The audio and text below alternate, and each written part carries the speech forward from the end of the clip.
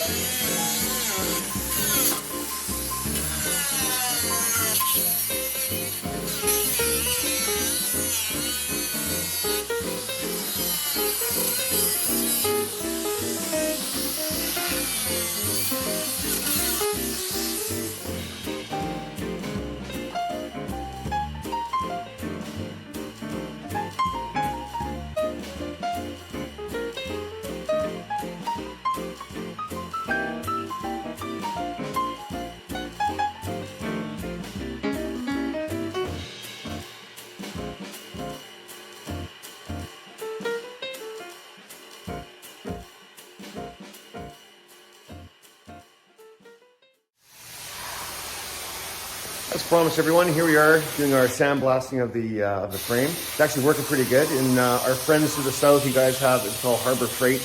In Canada, we have Princess Auto, same kind of really cheap stuff. But it's good for, for infrequent usage and that kind of thing.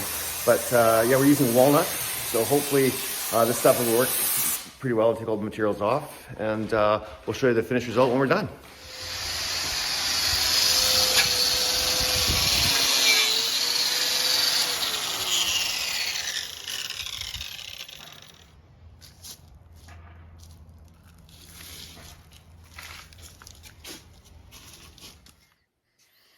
Well, that was a productive day. Bill just left, but we got this frame, the tub, all sanded down underneath. It's all been wire wheeled. The sandblaster kind of worked. It has certain areas that it does better than wire wheeling, but you know, there's something to be said about wire wheeling. So we got weld-through primer on there. The pans are gonna go on tomorrow, which is gonna be an awesome first step. And then the front end's coming apart, and that's all gonna get taken apart, and that's gonna be Bill's afternoon tomorrow, is getting everything all cleaned up, and then ready to take apart and paint. So that's exciting as well. So if you're watching this and you know someone who has a 1600cc dual port Volkswagen engine, let me know. Put it in the comments. If you know anybody who has any parts, like the transmission or the drive shafts or the CVs, I guess they call them, I'm interested in all that stuff too. So put it out there. And I know with COVID, it's a little hard to get things shipped into Canada, but we're more than willing to make whatever work if we can get one.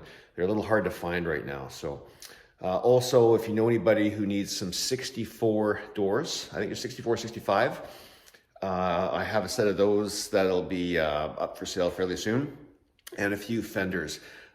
We stumbled onto another guy from work who has a whole bunch of Volkswagen junk in his garage. So we're going to try and sell some of his stuff off for him and pinch whatever we can for this project. Anyways, thanks for tuning in. And tomorrow, hopefully with those pans welded in, and then we'll be off to the races. Have a good night.